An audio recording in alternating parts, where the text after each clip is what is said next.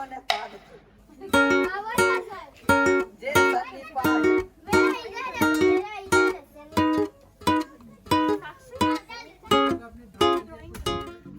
Outreach Program is really held by more than one person.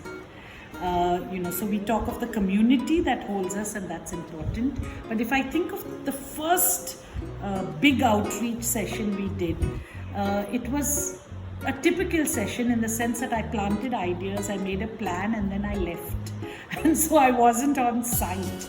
But the session was held by, some people who continue to work and collaborate and support Bookworm.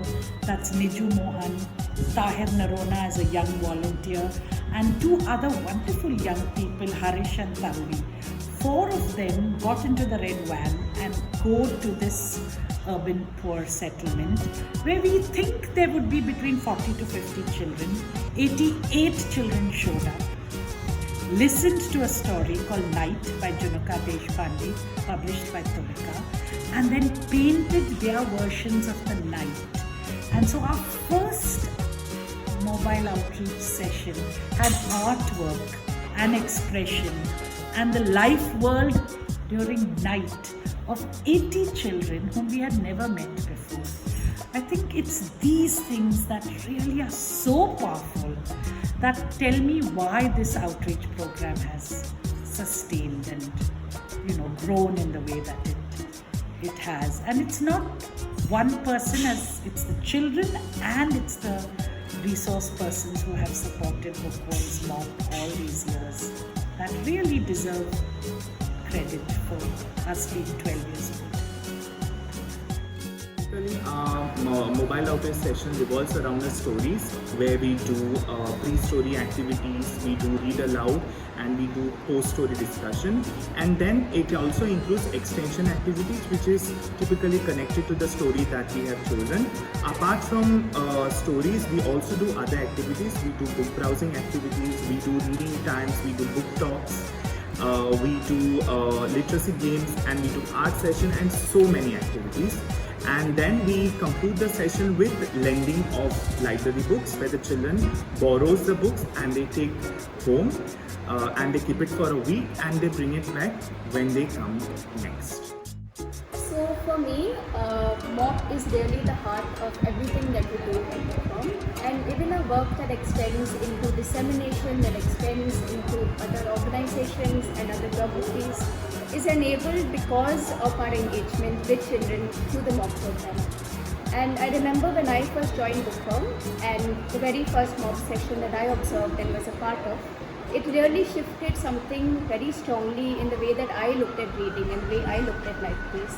And it wasn't just the book or the story, it was so many different things in a MOP session. It was the way hands joined together to come together in a circle. It was the questions that children asked, the responses that emerged from story interaction. So it was these combination of ideas and thoughts and responses of the children that really come together to make a MOP session so special and something that each of us are so connected to.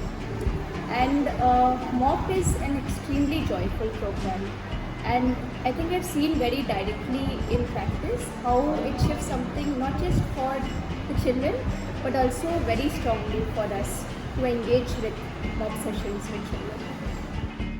So there is something about this work we do where we take the library out to children that actually fuels us. So if you ask me why we continue this work, we continue this work because it brings us joy.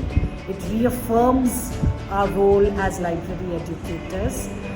We can see on an everyday basis that it makes a difference to the lives of our children. We enter worlds through the children that we would have never entered if we stayed in the hallowed halls of our built libraries. And I think if over time, it's the mobile outreach program that has defined Bookworm. We are more sensitive, we are more empathetic, we are more compassionate, we are more intelligent in how we open books out with children because of the questions that children ask us that compel us to rethink of our pedagogic practices, our approach, our book choice. I think there's nothing more liberating than having a child get up in the middle of a story session and say, this is absolute nonsense. That this story is not what I want to hear. If you're a committed educator, you have to think, right? What is the gap? Why is this child not drawn to my story? So to me, it's this tacit experiences on an everyday basis that convince us as educators that we have to keep walking this path. And that's why it still exists.